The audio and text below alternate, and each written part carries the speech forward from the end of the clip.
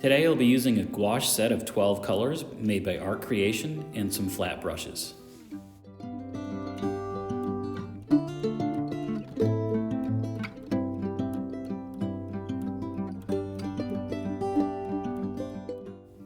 For the sky, I start with light blue and white.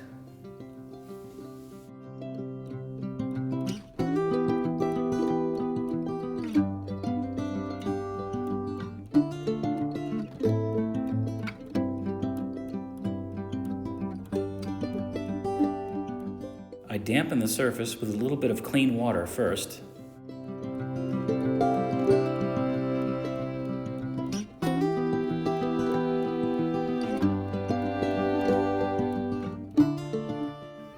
And then make a blend of blue mixed with white, so I get gradations going from dark blue at the top of the sky to a light blue at the bottom of the sky.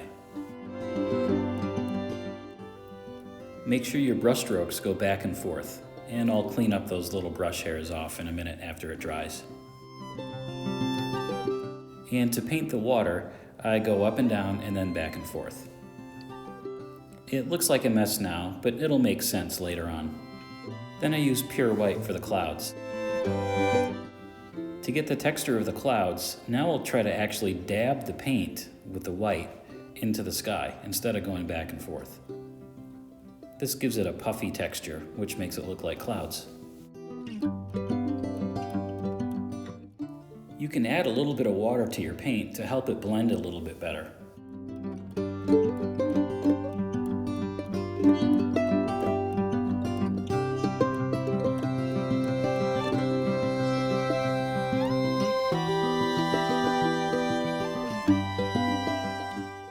Then I'll tear a sheet of paper to get a template for my mountains.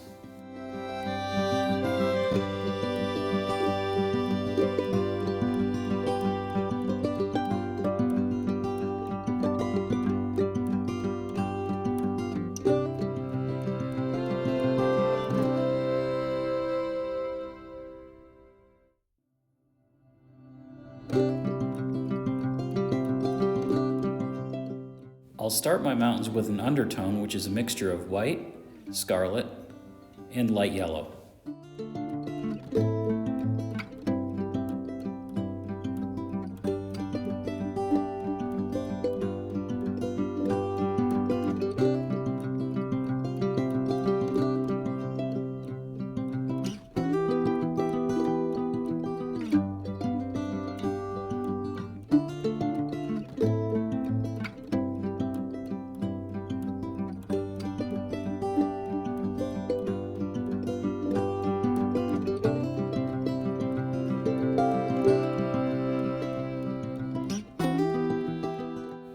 Next are the colors for the shadowing on the mountains: cobalt blue, rose, and white. I'm going to mix up a grayish lavender color.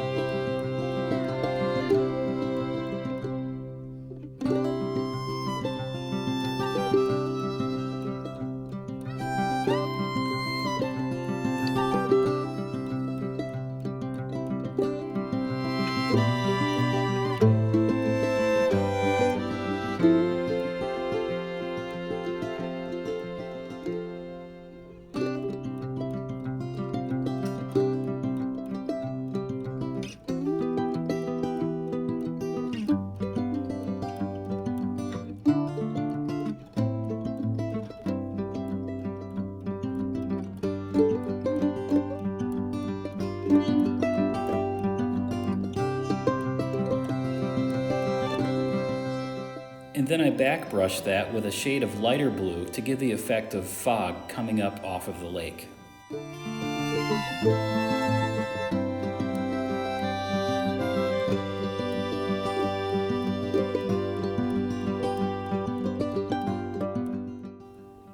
Finally, using the smaller flat brush, I'll paint in the highlights on the side of the mountain with pure white.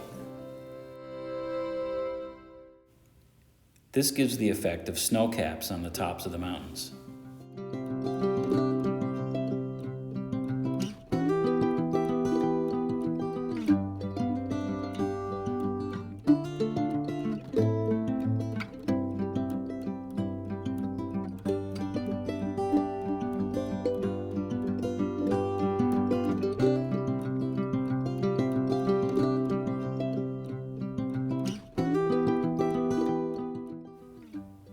Next, I'll use green and yellow ochre as a mixture for the grassy bank on the opposite side of the lake.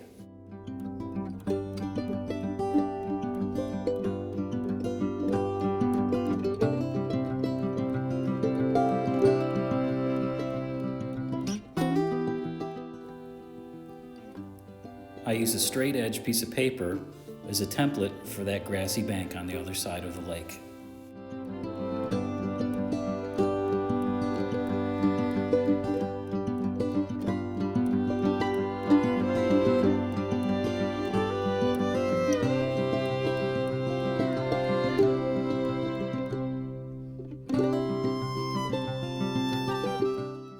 For the pine trees on the distant shore, I use a mixture of burnt umber and green.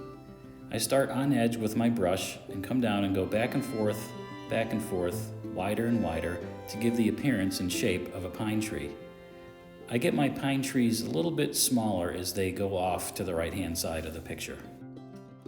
Also, stagger the distance between your trees. This is really how it looks in nature.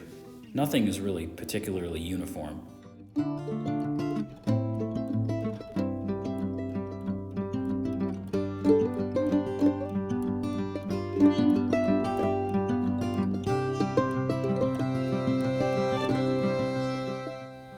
Adding a little bit of water to your mixture, you can do reflections of the trees just by pulling the brush down into the water. Oops! Oh, I made a mistake, but that's okay. We'll fix it.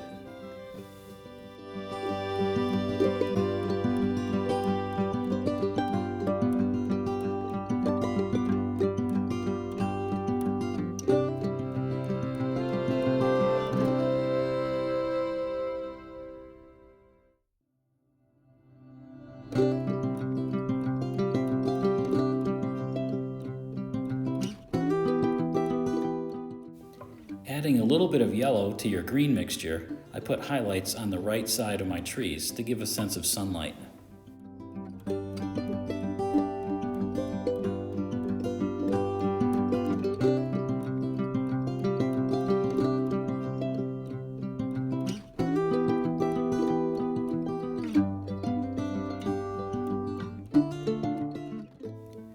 To do my ground, I use different shades of burnt sienna, burnt umber, and white.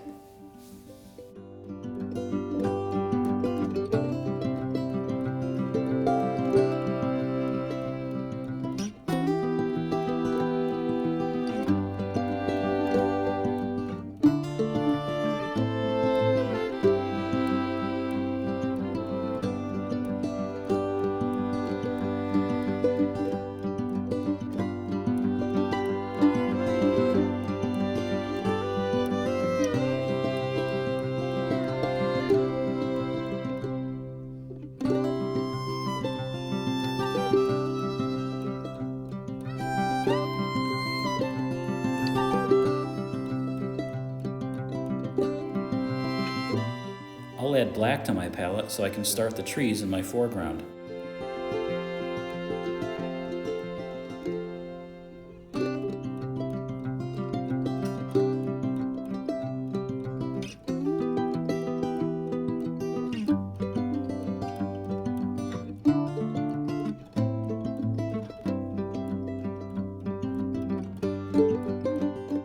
For my deciduous oak trees, I dab the brush into the surface of the paper to give it kind of a foliage effect.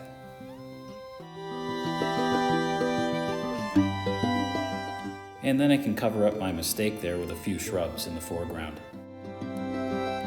I always start my trees out with a darker color and then end up with a highlight.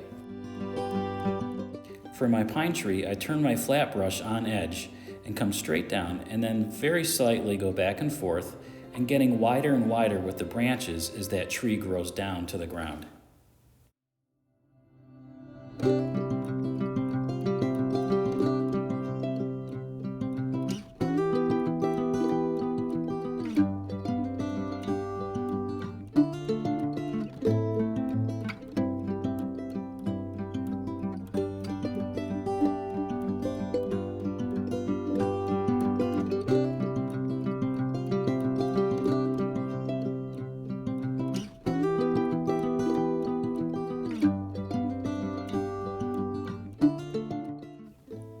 Next, I'll add 2 shades of yellow to my palette for highlights on both the deciduous oak tree and the pine trees.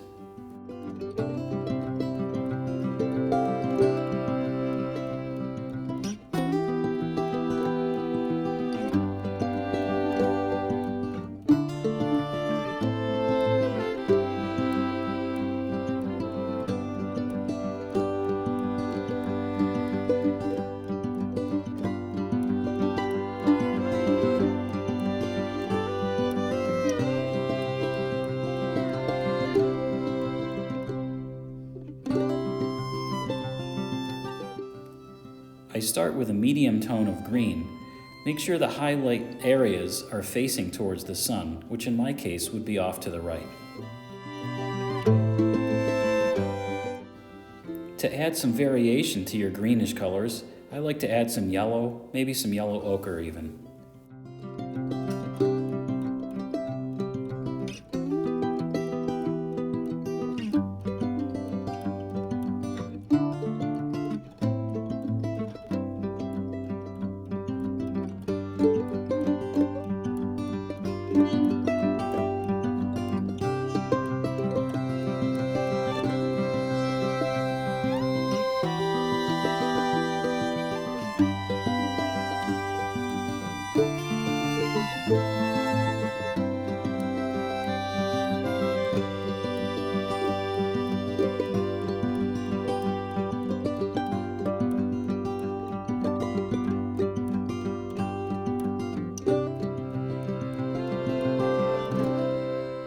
And for the highlights, I'll mix up some yellow, maybe even some orange. Like I said before, make sure that those highlights face on the right-hand side towards the sun.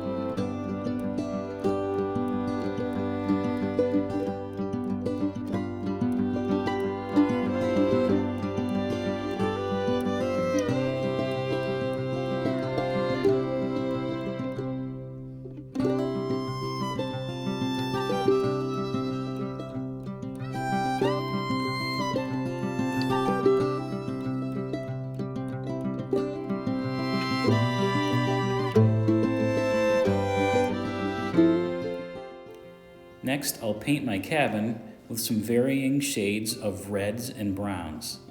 That's the dark side of the cabin. The lighter side that's facing the sun is right here.